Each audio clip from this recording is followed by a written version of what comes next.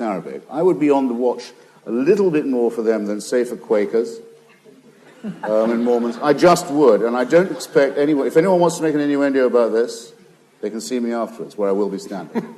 Okay? ID cards?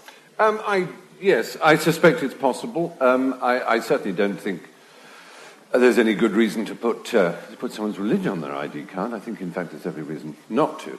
But on the other hand, of course, it is obvious that if your name is Singh, and someone can see that your name is Singh because they ask for your ID card, then they will assume you are Sikh. If your name is Cohen or Finkelstein, they'll assume, quite wrongly very often, that you're Jewish because it only means your father was, and that won't necessarily give you the full hog, as the whole hog is it's Jonathan Miller's line, not mine. But yes, but it's you do it better. Oh, well, thank you. So no, it seems to me I don't know what our government's latest plans are on ID cards, but I don't think they involve giving people's religions. But certainly, yes, their names. Of course, it will increase religious awareness. There's no question. But the name thing is interesting. I mean, Forster, to return to our hero, wrote a very good book, a very good essay on Jew consciousness, I think in 2 Cheers for Democracy, wasn't it, where he makes the point that we don't know if we're Jewish or not. I mean, I think he says the Prince of Wales, he's writing in the early 30s, the Prince of Wales, he says, who probably comes from the most well-known and well-documented family on earth, probably can't name his 8 great-grandparents. And if he can't, what chance have we got? Also, the family that's been most prayed for. Yes, in the most prayed for. With the least success. Yes, quite. That's a good... I mean, prayers for the royal family are compulsory by millions of people every Sunday. Yes, the efficacy is for years. And it doesn't seem to have caught on. One last question, then. Somewhere here? Thanks. Sorry, just on the subject of saving E.M. Forster, although not in the religious sense. Forster wrote in Howard Zinn that truth being alive was not halfway between anything.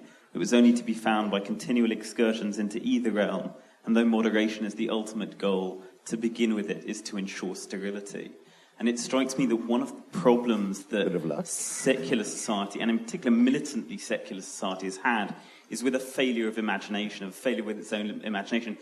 When it threw out the beautiful liturgy, the poetry of the King James Bible, it didn't replace it with anything else. And we're now left with almost this Dawkinesque, atomistic, reductivist society.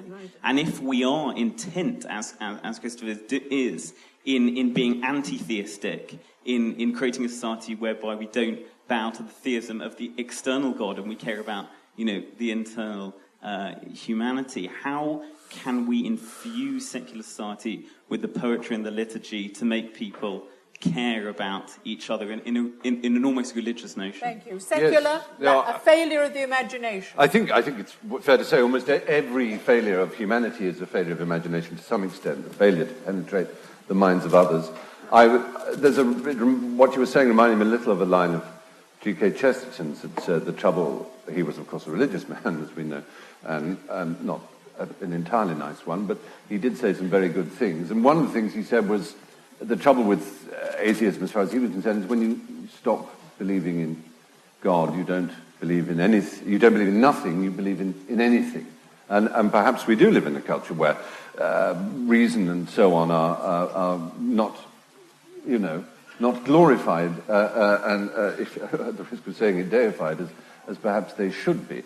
However, I don't think we should ever allow religion the trick of maintaining that the spiritual and the beautiful and the noble and the altruistic and the morally strong and the virtuous are in any way inventions of religion or particular or peculiar to religion. It's certainly true that you could say that Christ, who said, let him who is without sin cast the first stone, that's a wonderful thing to have said. Anybody who said that one would earn a great deal of respect and interest. You say, well, that's one of the most beautiful phrases ever uttered.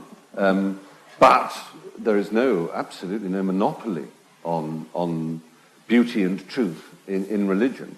And I suppose one of the reasons that I'm so fond of the Greeks, and one of the reasons that the great radical and poet Shelley wrote his Prometheus Unbound, is because he understood that if you were to compare the Genesis myth, which had bedeviled our culture, the Western European culture, for a very long time, indeed for 2,000 years, it was essentially a myth in which in which we should be ashamed of ourselves. God says, who told you you were naked? What possible reason have we to believe that we are naked, or that if we are naked, there is something to be ashamed of? That what we are and what we do is something for which we should ever apologize. We should apologize for our dreams, our impulses, our appetites, our drives, our desires, are not things to apologize for.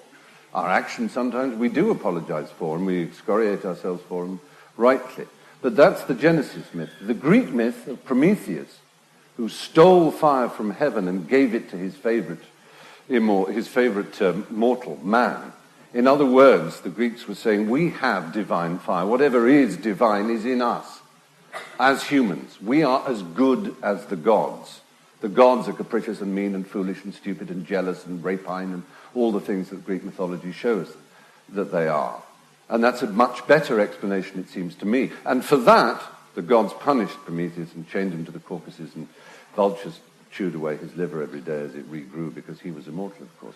And Shelley quite rightly understood, and interestingly his wife, of course, wrote Frankenstein as the modern Prometheus, understood that mythological idea, the champion of a real humanity and a real humanism, as we've come to call it, is that we are captains of our soul and masters of our destiny, and that we contain any divine fire that there is, divine fire that is fine and great. I mean, it's perfectly obvious that if there were ever a God, he has lost all possible taste. You've only got to look, forget the aggression and the unpleasantness of the radical right or the Islamic hordes to the east, the sheer lack of intelligence and insight and ability to express themselves and to enthuse others of the priesthood, the clerisy here in this country, and indeed in Europe.